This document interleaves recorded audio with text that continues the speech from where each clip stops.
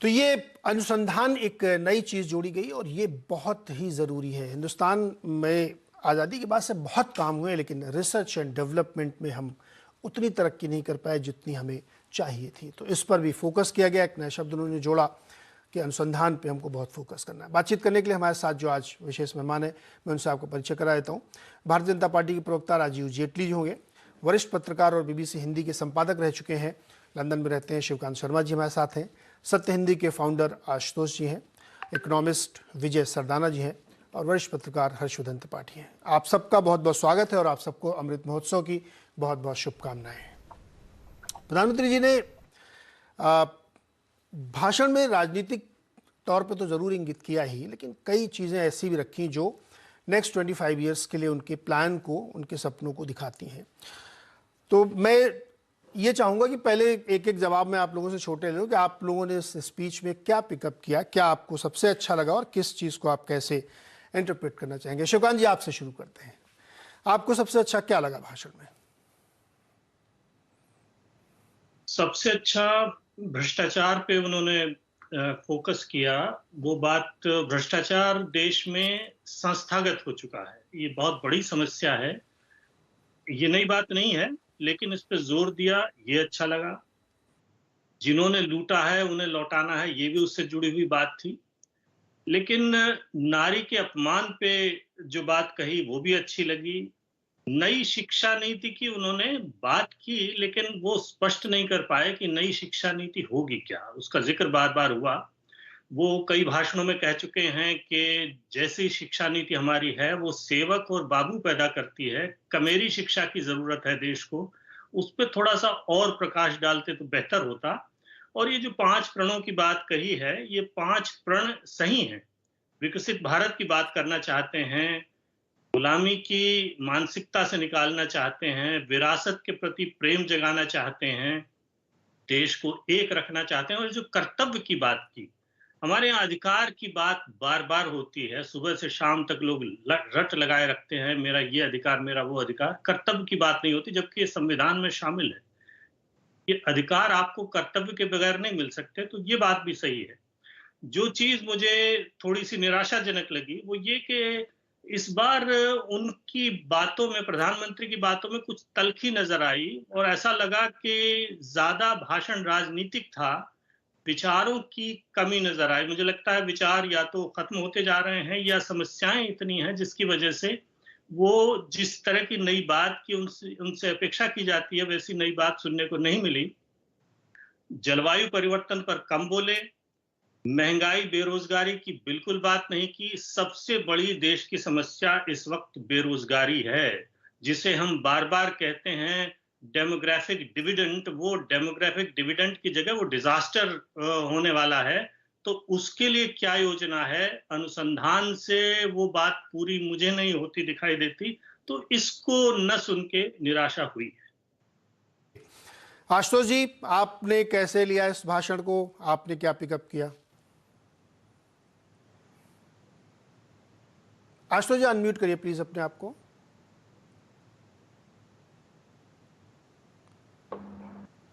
देखिए, मुझे कभी भी कोई बहुत ज्यादा उम्मीद तो उनके भाषण से थी नहीं, और उसके कारण बहुत स्पष्ट है। कारण साफ तौर पर इसलिए क्योंकि कथनी और करनी में फर्क नहीं होना चाहिए। आज की तारीख में हिंदुस्तान की सबसे बड़ी समस्या सांप्रदायिकता है, और जिस तरीके से नफरत का जहर पूरे देश में फैला हुआ है, वो आज के प्रधानमंत्री की सबसे बड़ी प्रतिज्ञा होनी चाहिए, सबसे बड़ा प्रण होना चाहिए। क्योंकि अगर इस देश के अंदर धर्म के आधार पर अगर लोगों को बांटने की कोशिश की जाएगी, विभाजनकारी बातें कही जाएंगी, नफरत का वातावरण फैलाया जाएगा, तो जाहिर सी बात है उसके बाद हिंदुस्तान कभी भी जो है वो एकजुट नहीं रह सकता है। और इस बारे में अगर प्रधानमंत्री 15 अगस्त के मौके पर अगर जमकर बोलते और ये कहते कि हर वो व्यक्ति, चाहे वो किसी भी धर्म का हो, चाहे किसी भी मजहब का, चाहे किसी भी पार्टी का हो, चाहे किसी भी जगह का हो, अगर वो एक दूसरे समुदाय के खिलाफ अगर नफरत का वातावरण पैदा करने की कोशिश कर रहा है या उसके खिलाफ इस तरीके की बातें कर रहा है, तो उसके खिलाफ कड़ी से कड़ी कार्रवाई होगी और उस पर किसी तरीके की कोई मरुवत नहीं होगी। मुझे लगता है ये आज देश उनसे उम्मीद कर रहा था। जो उन्होंने कहा, परिवारवाद की बात करते हैं, बहुत अच्छी बात, इसमें कोई दो राय नहीं कि इस देश के अंदर किसी भी राजनीतिक पार्टी के अंदर अगर मैं ईमानदारी के साथ बोलूं तो लेफ्ट पार्टीज और बीजेपी को छोड़कर कहीं भी जिस तरीके का लोकतंत्र होना चाहिए, इंटरनल डेमोक्रेसी होनी चाहिए, उस तरीके से किसी पार्टी के अंदर नहीं है। और परिवारवाद का सीधा सा मतलब होता है राजशाही, यानी बाप की विरासत बेटे को और बेटे की विरासत पोते को। तो वो किसी भी लोकतंत्र के लिए खतरे की घंटी है। लेकिन अगर आप परिवारवाद के साथ साथ अगर आप सांप्रदायिकता पर नहीं बोलते हैं तो जाहिर सी बात है कि फिर उसमें भी ईमानदारी का पुट मुझे दिखाई नहीं पड़ता। दूसरी बात, जब आप भ्रष्टाचार की बात करते हैं तो भ्रष्टाचार सिर्फ विपक्षी पार्टियों के अंदर ही है, ये इस बात को स्पष्ट करना चाहिए। क्या भारतीय जनता पार्टी के अंदर उनके उनसे जुड़े हुए नेताओं में भ्रष्टाचार नहीं है? क्या उनके खिलाफ कार्रवाई नहीं होनी चाहिए? और नागरिक के अधिकारों की बात करते हैं तो इस देश के अंदर आज नागरिक अपने आप को असुरक्षित महसूस कर रहा है।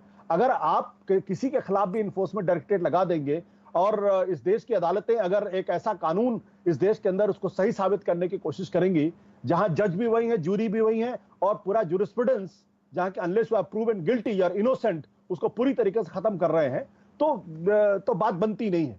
इसलिए मुझे प्रधानमंत्री जी के भाषण में कोई बहुत प्रेरणादायी बातें नहीं लगी, क्योंकि मुझे अच्छी तरीके से याद है कि जब कहा जाता था कि 2022 तक आते आते देश के किसानों की आय दुगनी हो जाएगी, वो दुगनी हुई क्या? तो इस तरीके की बातें, लच्छेदार बातें करना अच्छी बात है, वो अच्छा भाषण देते हैं, इसमें कोई दो राय नहीं है। देश के सबसे इस वक्त के सबसे तेजस्वी नेता है, इसमें भी कोई दो राय नहीं है। और वो एक बहुत बड़े तबके के प्रेरणा पुरुष भी, इसमें भी कोई दो राय नहीं है। लेकिन अगर सांप्रदायिकता पर आप नहीं बोलेंगे और देश जिसकी वजह से आज अपने को टूटन महसूस कर रहा है, तो वो फिर हमको तो मुझे कम से कम प्रेरणा नहीं दे सकता और देश के एक बड़े तबके को भी प्रेरणा नहीं दे सकता। एकता और एकजुटता की बात उस तरफ इशारा थी नहीं हमारे ख्याल से। और ये जब जो मजहबी नफरत फैलाई जा रही है उस पर तो बोलना चाहिए ना। आप जो अभी आज ही सुबह में, मैं बड़ी बात कर रहा हूं, आज ही सुबह मैंने देखा कि किस तरीके से अलकायदा जो है नूपुर शर्मा के खिलाफ बात कर रहा है। ये क्यों हो रहा है ये? और आपको अच्छी तरीके से याद है, आपके कार्यक्रम में ही मैंने कहा था कि न तो नूपुर शर्मा की गिरफ्तारी होनी चाहिए, न मोहम्मद जुबैर की गिरफ्तारी होनी चाहिए। और ये जो वाणी की स्वतंत्रता पर जिस तरीके से हमला हो रहा है और धर्म की आड़ में जिस तरीके से सलमान रुश्दी को कत्ल करने की कोशिश की जा रही है, अगर आज हिंदुस्तान के अंदर, और इसके उदाहरण हमने देखा है उदयपुर में क्या हादसा हुआ है, तो उस पर सबसे मजबूती के साथ प्रधानमंत्री को बोलना चाहिए, क्योंकि ये सांप्रदायिकता का जहर है जिसकी वजह से हिंदुस्तान का बंटवारा हुआ था। और सबसे बड़ा खतरा हिंदुस्तान के टूटने का इसी सांप्रदायिकता की जहर की वजह से होगा। इसके लिए कोई भी जिम्मेदार को, मैं किसी एक धर्म को, मैं किसी एक समुदाय को, मैं किसी एक नेता को जिम्मेदार नहीं मानता। मैं इस सांप्रदायिकता के जहर को जिम्मेदार मानता हूं और इसको रोकने की भरसक कोशिश प्रधानमंत्री जी को करनी चाहिए। वो देश के सबसे लोकप्रिय नेता है, सबसे ताकतवर नेता है। अगर वो एक बार इस पर मजबूती के साथ बोलेंगे और उसको मुहिम बना लेंगे तो हिंदुस्तान में फिर सांप्रदायिकता का जहर कभी नहीं फैलेगा।